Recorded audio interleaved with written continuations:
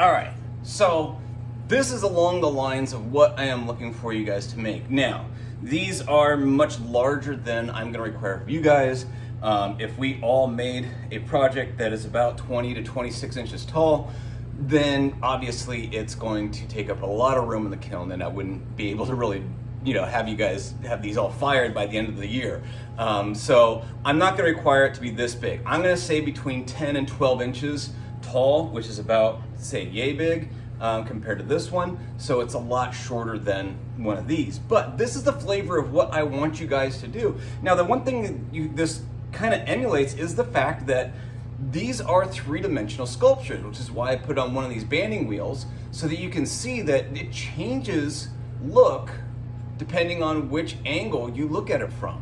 All right, ceramics is a three-dimensional sculptural art form, and so therefore it is made to be viewed from all 360 degrees. In other words, this should be properly displayed in the middle of a room somewhere where you can walk all the way around it.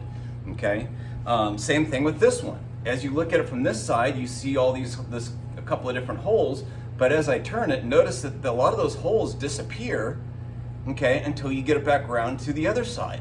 And notice the shadows and how they play off of the different holes and the areas where the light hits it and that sort of thing. Those are all things that we will see only if we can see it from 360 degrees. So it's really important that we consider what it looks like from all directions. So while you're making this, I highly recommend having a banding wheel with you so that you can pop your project up there. Stand back and look at it from the distance from where the viewer is going to be seeing your project, okay, which is usually about 3 to 6 feet roughly, if it's on a table or something like that, so that people can actually see the whole object. If you're standing there and you're working on it here, you don't see it from that angle. So if you step back 3 to 6 feet and you look at it, maybe turn it, do I like it from there, do I like it from here, whatever it happens to be, that's gonna give you a better understanding of what the viewer's looking at so that they can see it.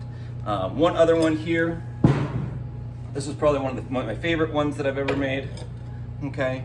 Really tall, okay?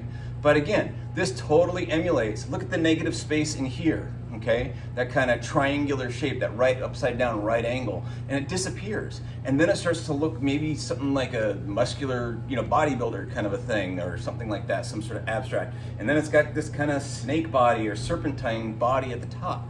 I don't know. The great thing about art is the fact that it doesn't necessarily have to have any kind of meaning. It can just be cool looking. And that's one of the things I love about this one. I added a couple coils at the top just to kind of finish it off. I didn't know how to really, what I was going to do with it there in the end. But hey, why not? All right. So these are some examples that I've made, okay? These are kind of the things I want you to strive for. Do you have to make it 3 feet tall? No, absolutely not, okay? 10, 12 inches tops is the minimum requirement. If you want to make it bigger, by all means, you can. Just understand it's going to take you a lot more time, okay? And there's a lot of sanding and smoothing that goes into it so that the shadows on here are perfectly smooth, especially once it gets the glaze on it. If you have a shiny glaze, that's really gonna show up whether or not you smoothed it out, okay? We're going to talk about that in the next video so that I can show you exactly what I'm talking about as far as making sure that the glazes go on smooth and that the prep of it so that the glaze, so that there aren't any bumps, tool marks, or connecting joints that you'll be able to see. And I'll show you that in the next one.